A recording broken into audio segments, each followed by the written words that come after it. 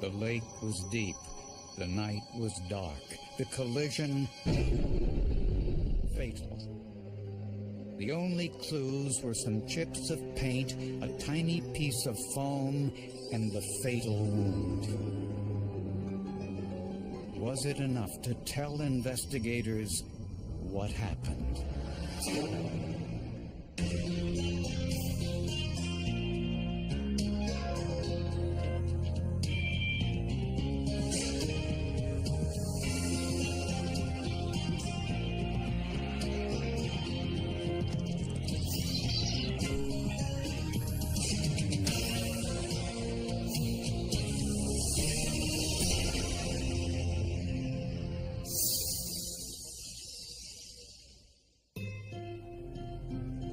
According to Native American legend, the Great Spirit scratched his hand across the land, and in doing so created the Finger Lakes of upstate New York. The biggest is Cayuga Lake, long and narrow, and it's a popular vacation destination. A lot of people go there to go swimming, picnics, barbecue, any like major functions, birthdays. Everyone goes there to the park. Cayuga Lake is crowded in the summer with boating, water skiing, and other lake activities. Around midnight on a Friday night, Harry Yule, a local celebrity, decided to take his new boat out on the lake for a ride. Harry was a well-known stock car race driver who went by the nickname Hurricane Harry. Harry loved the lake. He loved to fish, he loved to swim. He loved everything about the lake. Around 2 a.m., Harry headed for shore in his boat so two of his friends could get out and use the bathroom. 18-year-old Nasreen Raza stayed on board with Harry. I was just sitting up there by myself. From what I remember, that's where I was. That's the best view, so I can imagine that's where I'd be sitting. Since it was a nice night and the lake was calm, Harry didn't tie his boat to the dock. So it drifted while he waited for his friends to return. Then they heard a loud noise. Harry stood up, and there was a crash. There's blood everywhere. I felt like a big monster or something came out of the water and bit my arm off. Harry Yule was pronounced dead at the scene. He was just 27 years old. He died instantly. He was probably standing up to try to figure out what was coming, and then just got hit in the dark by this massive object. Harry's passenger, Nasreen Raza, was rushed to the hospital after losing an enormous amount of blood. Her arm was just about torn off. Her arm was shredded. The doctors had to do just about everything they could to try and save her arm from being completely amputated. No one claimed responsibility for the crash. Investigators were certain it was a boat and began the enormous task of searching for it among the 1,200 boats on the lake. They did flyovers, they rode up and down the lake in the patrol boats looking for signs. There's so many points of entrance at Cayuga Lake that it was uncertain where the other boater might have entered or left from, and it was really a guessing game at that point. To eliminate the guesswork, police brought in a vessel accident reconstructionist to investigate the crash. There's no question that a terrible tragedy had occurred on the lake that night. There's no question that the person who committed it had left the area and had no intention of turning himself in. But finding evidence wouldn't be easy. The lake was one of the deepest in the country, and the currents were unpredictable. Everything is continuously moving. If there's any debris in the water, it moves, it drifts away. It may sink to the bottom. The lake leaves no trace. It just erases any sign of what happened. So you're left with very little to determine, where the perpetrator went, where they came from, what their speed was. Very difficult.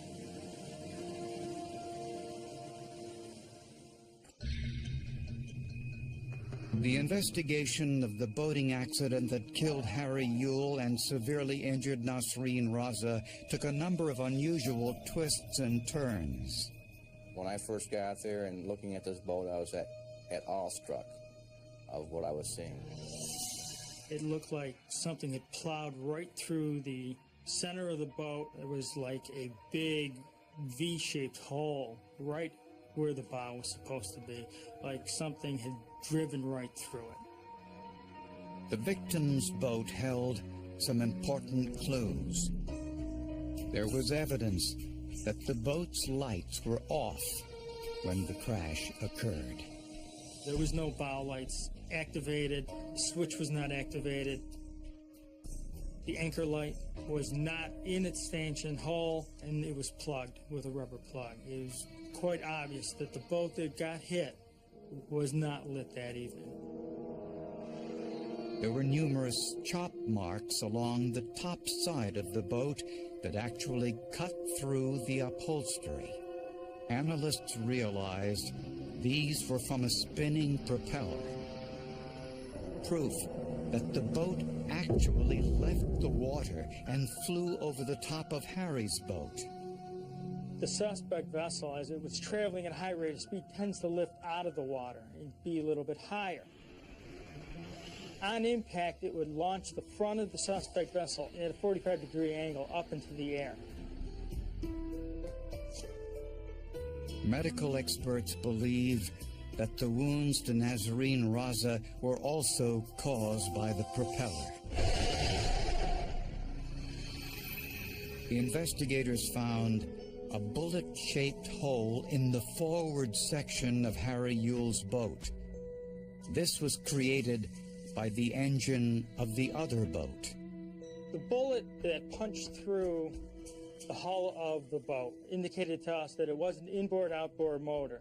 Also that the boat was traveling at a high rate of speed for it to be able to punch its way through the fiberglass and continue on through and over the top of the other boat. Other information about the perpetrator's boat came from an unlikely source. Harry Yule's autopsy. The medical examiner found chips of white paint in Harry's wounds. Which just gives you a picture of how fast and how intense this crash must have been to leave such evidence in the wounds. Investigators were also intrigued by another finding. There were no marine organisms in Harry's wounds. This was very revealing. We were able to determine that that vessel had either a very clean boat or, more likely, that it was based on a trailer. When a boat goes on a trailer, a lot of times it's either easy to clean and people clean them off, or all the organisms dry up and they wash off. Investigators now knew they were looking for a damaged white boat with a V-shaped hull and an inboard-outboard engine. They knew its propeller was broken and it would be kept on a trailer and not docked in the water. The sheriff's department released this information to the media and asked anyone with information to come forward. There was a big manhunt. The victim was a local celebrity. It was scary because people didn't know who did this or what happened. So yeah, it was a very, very publicized incident. A day later, a caller gave police the location of a damaged boat that looked like it had been involved in a collision. And it had what appeared to be some damage to the bow and some damage to the one side of the boat and had some fresh, like, compound marks in the paint on the boat. And looking at the dashboard, there was what appeared to be a small drop of blood near the shift lever, near the driver's compartment. The boat was impounded and searched. Everybody thought the case has been solved. We have our bad guy right now. The vessel in question is right here. We have it. But forensic tests found that the paint on this boat was different from the paint found in Harry Yule's wounds, and there was no significant damage to its propeller. In addition, DNA tests showed the blood in the boat was not Harry Yule's or Nasreen Raza's. But forensic evidence did not match it up. Actually excluded it from being the boat that we were looking for. So investigators resumed their search, knowing that each day gave the perpetrator more time to hide incriminating evidence. Harry Yule, the victim of one of the worst boat crashes in the history of the Finger Lakes, was laid to rest. A memorial stock car race was held at the local track in his honor. His passenger in the boat that night, Nasreen Raza, survived, but her arm will never function properly. I can look at my arm and just see an ugly, deformed arm, but there are some days I look at it and I just get this wave of flashback.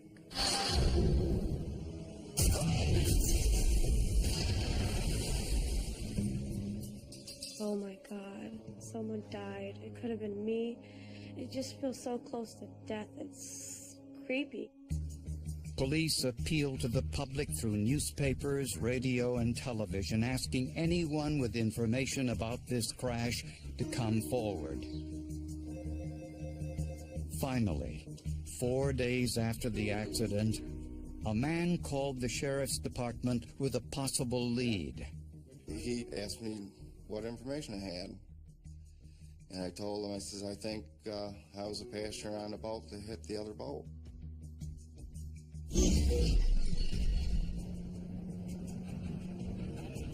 John Ottenshot, a construction worker, said he was riding in a boat on Cayuga Lake, and he said the boat hit something, although he didn't know what it was.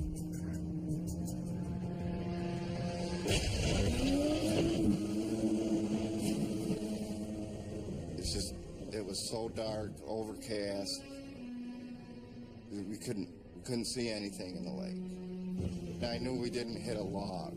I don't think it would take us out of the water as far as it did. So we were all the way out of the water. So we did know we hit something big. Ottenshot claimed they circled back to see what they hit, but didn't see anything. So they drove their boat to the launch, removed it from the water, and drove home. He identified the driver of the boat as his co-worker, Floyd Wright. He said he wanted Wright to go to the police with him, but Wright refused. And he says, well, I don't want to lose my job. I'm going to lose my job. I'm going to lose my house. I says, well, this guy lost his life. He says, this is wrong. When police questioned Floyd Wright, he too said he didn't know what they hit. It was a head-on collision. There was no stars. We don't know because we didn't see it. I know, because I've seen the boats. Well, I'm saying I was there. I'm not asking, I'm telling you. We heard a thud, and we turned around and we looked and we didn't see nothing and we didn't hear nothing. And so we figured we better get out of the water, before, because we didn't know what damage we had. I find it very difficult to believe that Wright could not hear the screams of the female passenger in Mr. Yule's boat. We have witnesses on shore, several hundred feet away, We could hear her screams for help. Wright admitted that he was drinking that day, but insisted he wasn't intoxicated. I was driving. I had about 5 or 6 beers for the whole day. I went run out of water. Matter of fact, I had Pepsi most of the time. So. With a warrant, police searched Wright's property and found the boat in his barn. You could readily see that repairs had been made to the boat. The Bondo and the material on the boat was not flush with the original fiberglass, and it had been spray painted. Areas had been spray painted white. If there had been blood or any other evidence on the boat's hull, it had already been removed and repainted. The propeller had also been removed, but was still in the barn, broken beyond repair. That propeller, all 3 tines of it showed extensive damage, denting and tearing of the metal. There was no blood or human tissue on the propeller, nor did investigators expect to find any, since the water would have washed it away. But amazingly, the propeller had a tiny crack, and inside was a minute piece of what looked like foam. It was nothing short of a miracle that the tiny piece of foam had stuck in the prop when you consider the dynamic forces going on. Trace evidence expert Ron Stanbro analyzed the material under a microscope.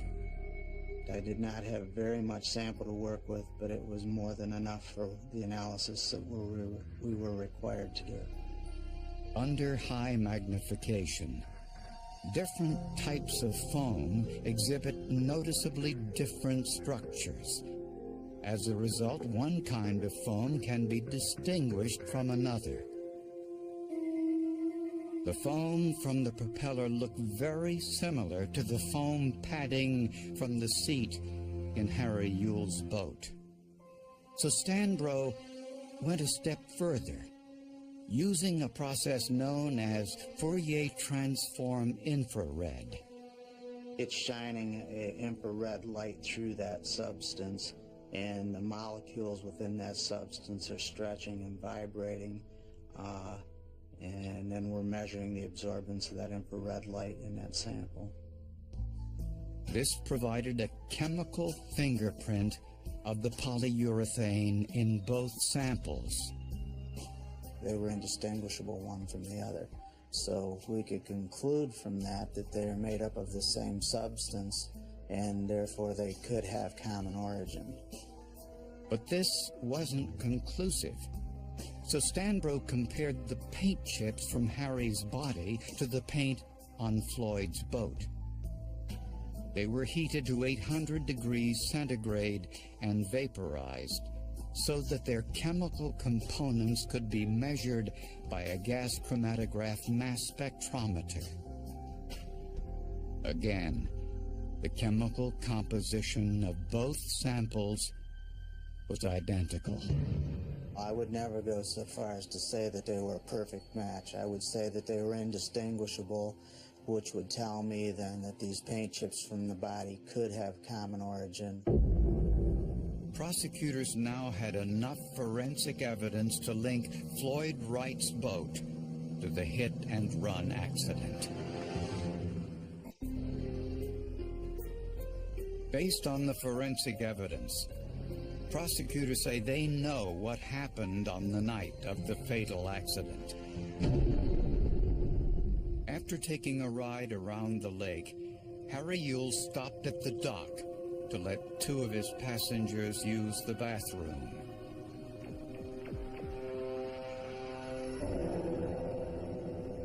For reasons unknown, Harry didn't tie up his boat, so it drifted into the boating lane without its running lights on.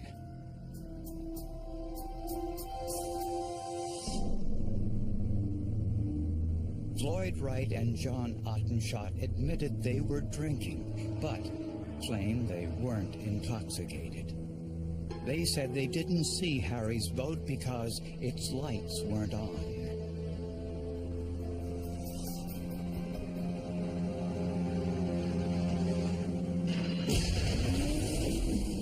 The propeller tore through Nasreen's arm and the boat's upholstery. The hull struck Harry in the head, killing him instantly and leaving paint chips on his body. Some think Floyd turned around to see what he hit, and not only saw the damage, but also heard Nasreen's screams. Floyd Wright and John Ottenschott deny this. Wright took his boat out of the water and stored it in his barn so he could begin to make repairs. He always claimed he didn't know he hit Harry Yule's boat. They knew exactly what they had hit. They absolutely knew. There's no way that you could hit a full-size boat and not know that you've hit something significant or think that you've hit a log or driftwood. It's ridiculous. They would have had their lights on that boat, we would have seen it. I can guarantee it that we would have seen it. There was no way to know what Floyd Wright's blood alcohol level was that night. In New York State, this severely limited the prosecutor's case. You have to show that the accident was causally related to the drinking. There has to be that close connection. New York requires it. So just the fact that he had a few drinks throughout the course of the day doesn't necessarily mean that is the cause of the death. You have to prove beyond reasonable doubt that that's the connection. Being intoxicated shouldn't be a way out of being held responsible.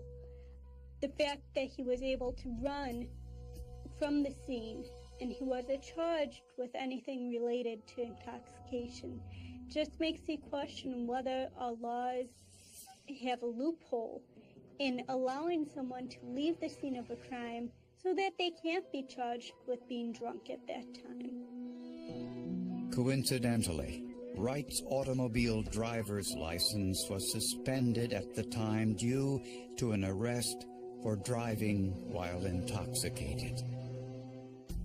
Floyd Wright was charged with tampering with physical evidence and failing to report an accident. He pled not guilty at the trial, but was convicted and sentenced to the maximum of 4 years in prison. And that's like the issue with me. You hit me and you didn't help me. You just left me there to bleed to death. That bothers me a lot. And the thing is, physically, yeah, I'm hurt, but I hate to live with the fact that I have to hate someone my whole life. That's not a good feeling for me. Feels like a heavy part in your chest. Feel something like that for someone is not good. I don't like to feel that, but I do.